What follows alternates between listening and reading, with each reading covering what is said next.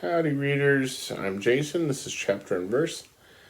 I thought I would take down my crocheting this morning and give you guys a little haul and just an update, I suppose, on how I've been doing. So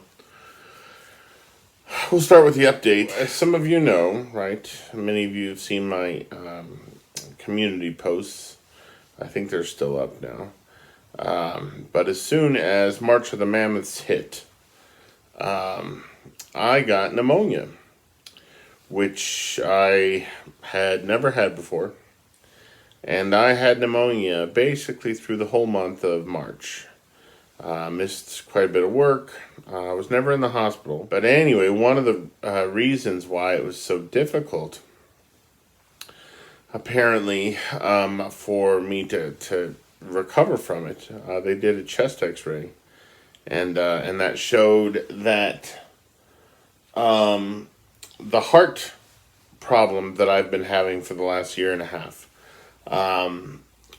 was complicating the recovery from the pneumonia. Okay, so the heart issue, it was initially misdiagnosed a couple of times.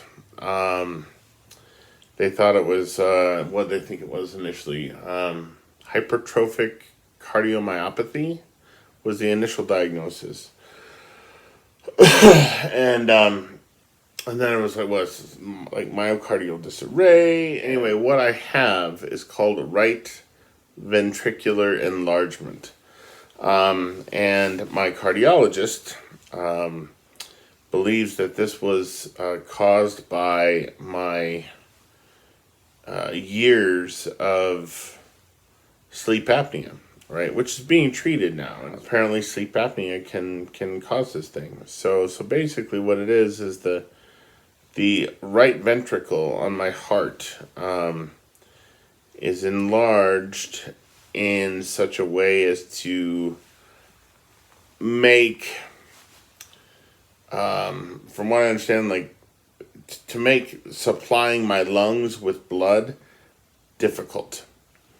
And so when I had the pneumonia, the heart condition was making it more difficult for the lungs to do their job correctly, and for them to expel the fluid, etc., etc.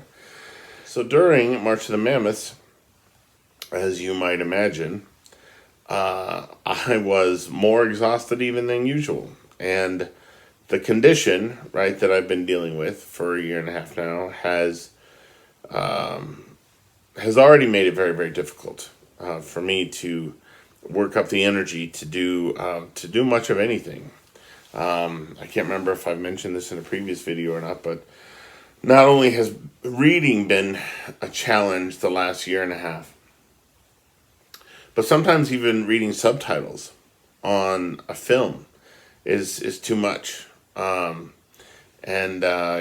that's, as somebody who watches a lot of foreign language films, that's not a great thing. So reading has been tough. And during March of the Mammoths with the pneumonia, I dove back into Gone with the Wind and got a small chunk of Gone with the Wind under my belt, but it was just too difficult. I was so tired. It was just too difficult to focus on. And at one point, one afternoon, I saw on Facebook some article or something that talked about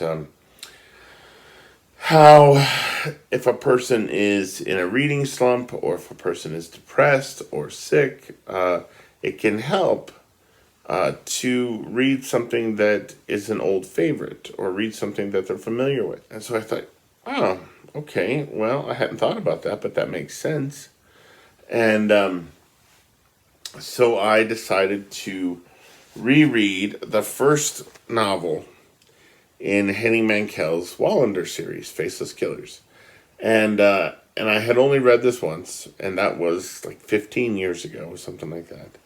And but I really love this series, and I thought, well, that might be fun to kind of start anew, right? And then I can work my way through the books again. And so I reread this. And just as the advice that I saw on Facebook in that article suggested, yeah, it was a lot easier for me to read my way through this than it was to read Any and Gone with the Wind. It was such a pleasure to once again be keeping company with Kurt Wallander, who's one of my favorite characters of all time.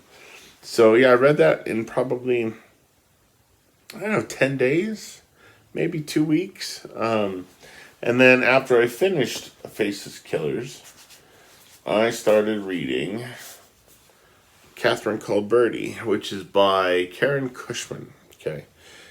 I suspect many of you are seeing this cover going, wow, that doesn't really seem like a Jason book. And this is not something I'd read before, right? So I was flouting the advice of the article in that sense. But Lena Dunham directed a film adaptation of this, which came out last year. And it was one of my favorite films of the year. It came out, I think, in September, October last year. And I've already seen it 4 times. It's just remarkably good if you haven't seen it yet. It's an Amazon Prime original, so look for it there. But because I felt so familiar with the character in this and the world of this novel from the film, I thought it might be fun to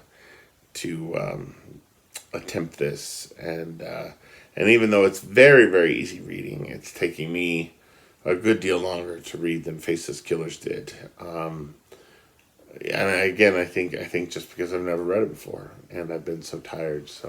But I'm about half done with it now, and it's very different. The film is very, very different from the novel. So much so that I don't know how many of you read Station 11 and saw the miniseries, the HBO miniseries of Station 11 last year.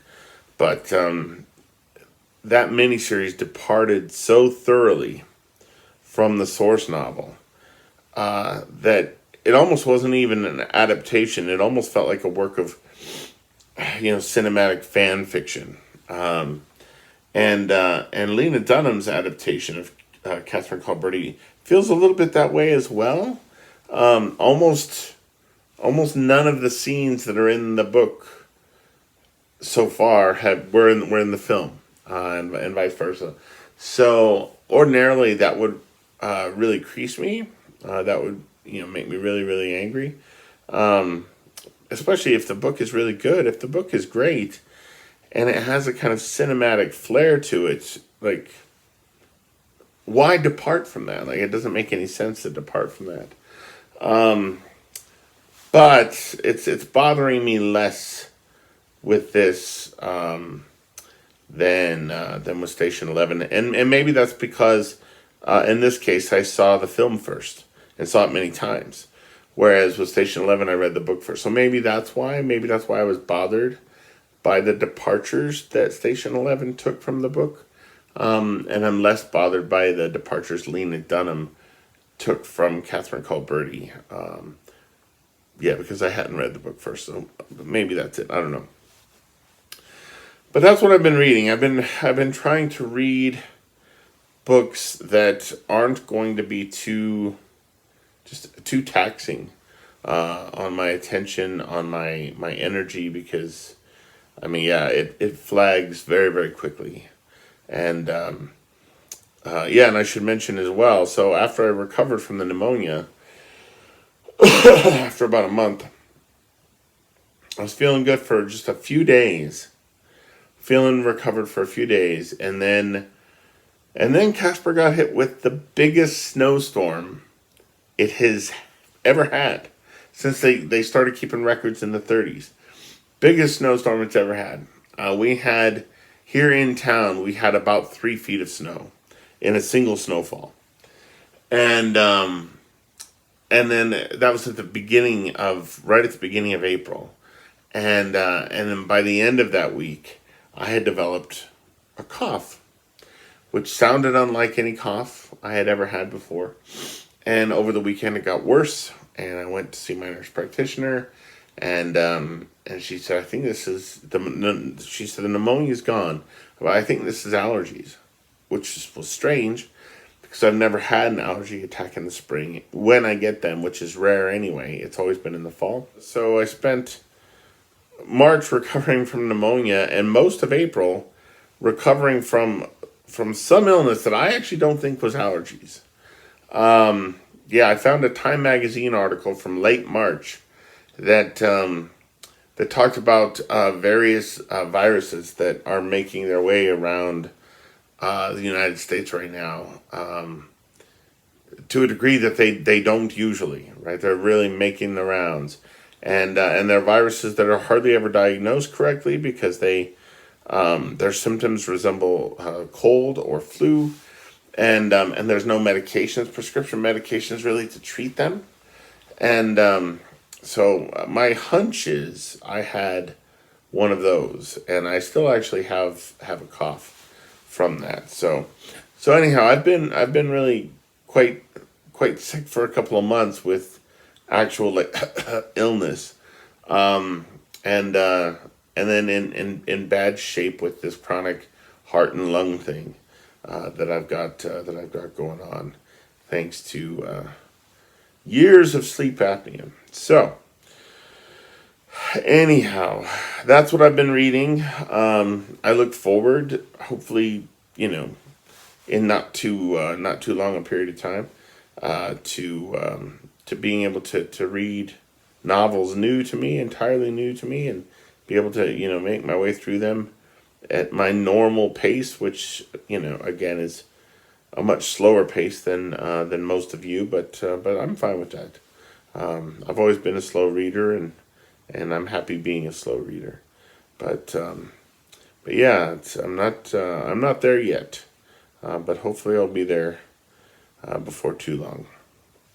So that's a little bit about what's been going on with me. And then before I let you go, I just want to do a little haul. So I bought a few Criterion Blu-rays here recently, and I want to show you those. And then I want to show you the books that I got in mine and Kelly's last Book Depository order. So we will check those out now. All right, let me just tuck this crochet hook into the weave, the warp, the weft, whatever it is. All right, so the Criterion Blu-rays, we'll start with those. So first one I want to show you guys, this is one that we pre-ordered. Now, we never do that.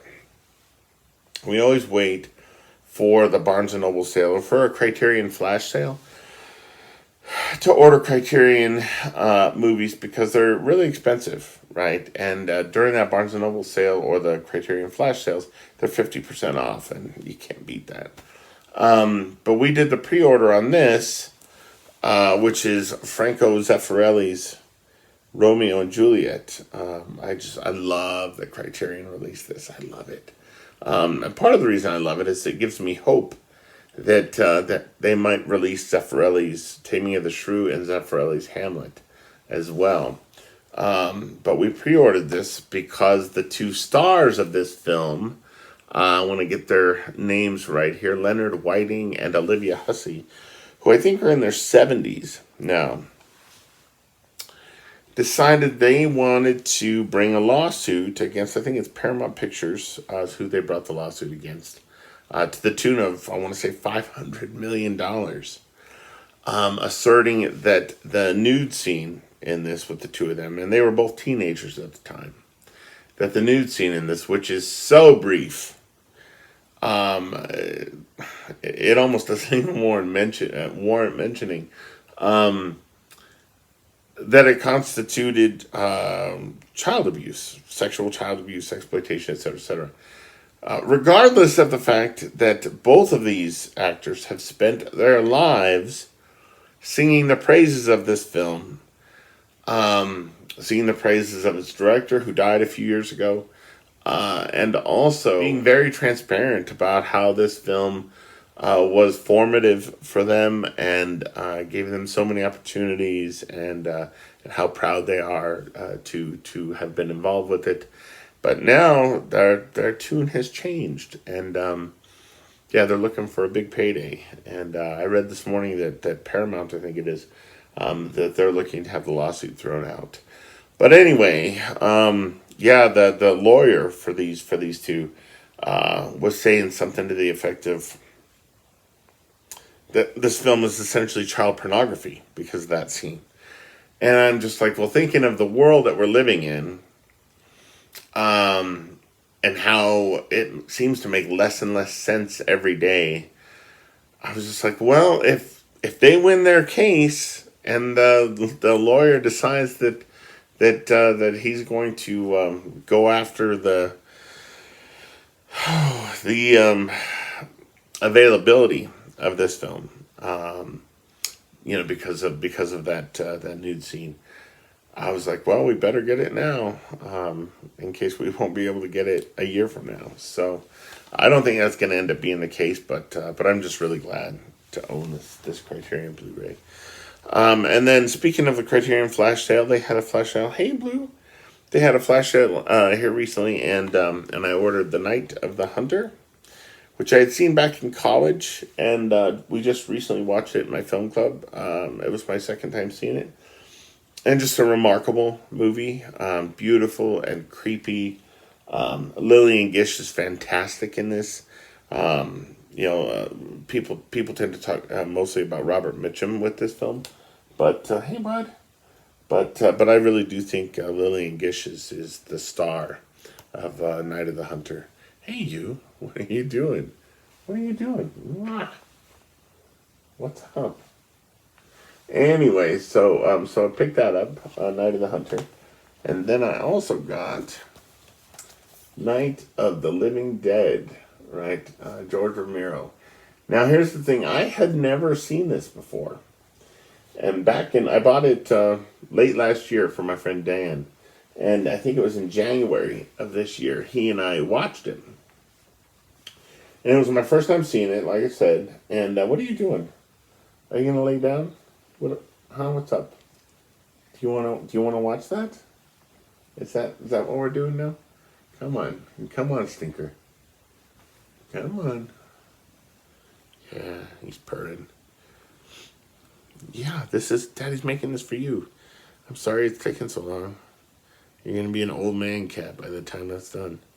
Hey, no. All right, come on. Anyway, I thought this was extraordinary. Easily one of the best horror films I've ever seen. And if it weren't for, I think there's two performances in this that I thought were quite wooden.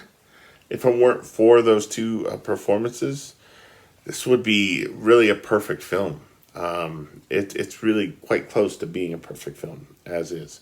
So I thought, yeah, I have to pick up that. I have to pick up Night of the Living Dead. Look at you. Boy, someone's being just a lover cat right now. He's purring like crazy. Oh, wish you guys could see him. Alright, so on to the Book Depository order. Come on, bud. Lay down. Lay back down. It's okay. There we go. So the first one I want to show you is a play called Shrine by Tim Winton, who's one of my favorite novelists, which many of you know. And here's the thing about Book Depository, right? It's done now, man. It's over. It's closed down. One of the things I loved so much about Book Depository was that you could order American editions of books, British editions, if I remember right, Canadian editions, and Australian editions of books. And shipping was free. International shipping was free. And this play of Tim Winton's, this has never been published in America. It will never be published in America. I would be surprised if it's ever even been produced on the stage in America, or if it will ever be produced. But yeah, I've had my eye on this for quite some time with my wish list on Book Depository. And when we found out they were going to be closing, I said, well, now's the time to pick that up, right? It's very slim And it was quite expensive. It was like 23 bucks, 28 bucks, something like that. But yeah, I mean, it's a play on a subject that I'm really, really fascinated by, right? The subjects of grief and religion, and by a writer who's one of my favorites. So I just had to get it. So that's Shrine. And we also got, so Kelly just recently read for the first time her very first Virginia Woolf book. She read Mrs. Dalloway, and I've read Mrs. Dalloway. I've read To the Lighthouse. I read To the Lighthouse some years ago, but we realized we didn't own a copy of To the Lighthouse, so we thought we'd get that in that final Book Depository order. And I really love this cover. I love how it looks. It's just like, refracted sunlight, refracted partly through the glass of the lighthouse, refracted from the waves of the water. Yeah, it's just a really lovely kind of delicate ephemeral cover. I think so. Yeah. So we've got that now. This novel has my all-time favorite sentence in it, and I made a video on that sentence. So I will try to remember to link to that video down below. And then, so I got on Goodreads. Oh, I hurt my shoulder this morning. I'm not sure what I did to it. I got on Goodreads and had a look at my my to-read list, because I wanted to find something that I wasn't going to be able to get here in the States that I'd been keen to read. And on my Goodreads to-read list, I found this novel by Adam Scovell called How Pale the Winter Has Made Us. And I reread the description because I couldn't remember what it was about, and yeah, sure enough, I thought it sounded really wonderful, and so I thought I'd see if it was still in print, if it was available through Book Depository, and it's published by Influx Press, and sure enough, it was, and so picked this up, yeah, and again, yeah, this is something I don't think this has been published in the States. It's likely to never be published in the States. And it's just a beautiful book. It's got these French flaps. I really love French flaps, but we don't see those too often anymore, seems to me. But yeah, look at that cover. Right? Just a beautiful cover, and just a beautiful title. How Pale the Winter Has Made Us.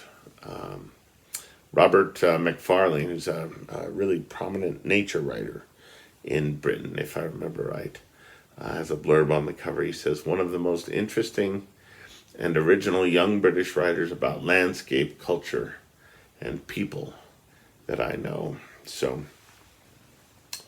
there's that. Oh, you got an itch? Do we have an itch? Yeah? Okay.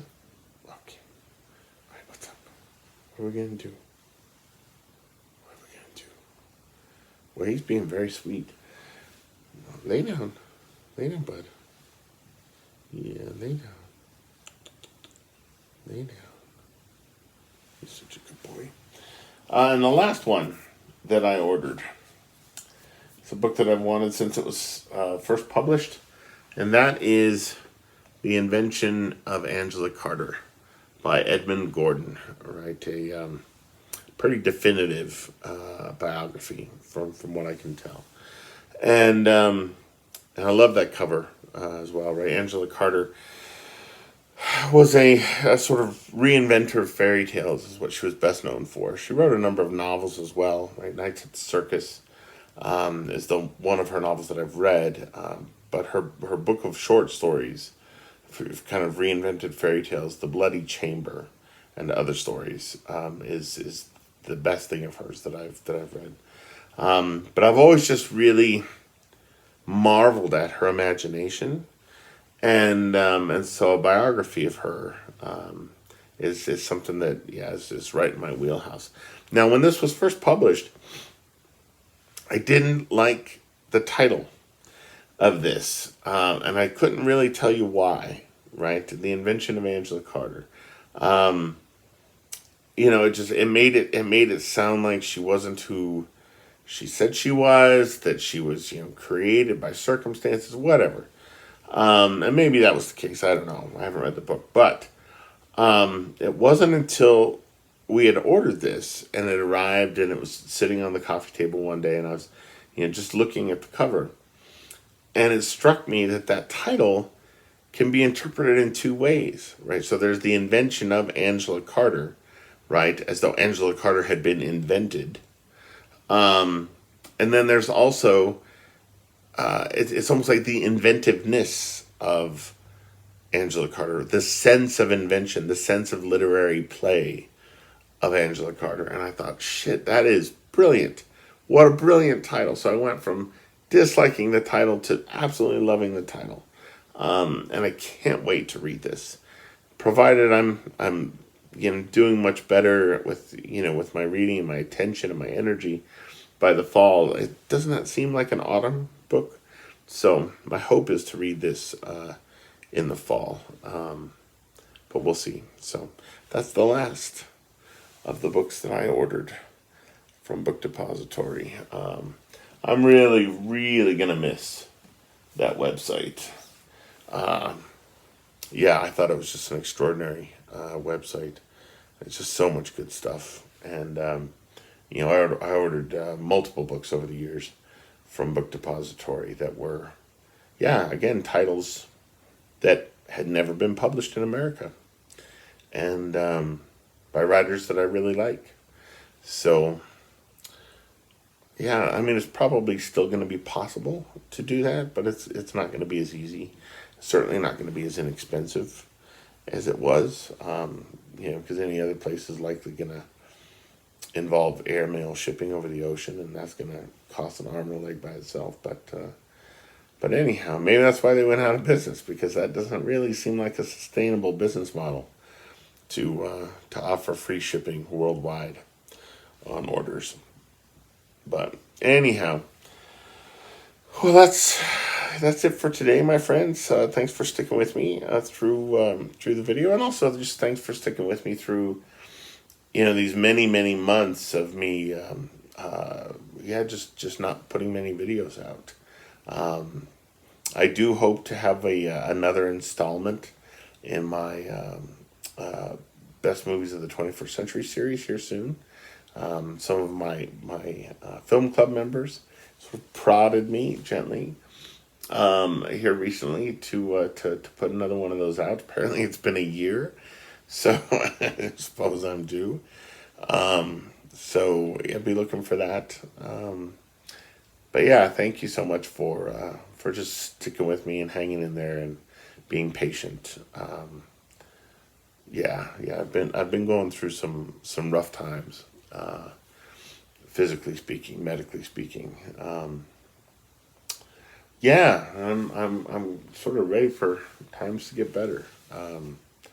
But that remains to be seen, if they will. Anyhow, Blue and I, you guys can't see him here, but he's laying down on his little bit of crocheting, and his little eyes are closed, and he seems to be in a very good mood. Blue and I will see you guys again, hopefully soon. Until then, adios.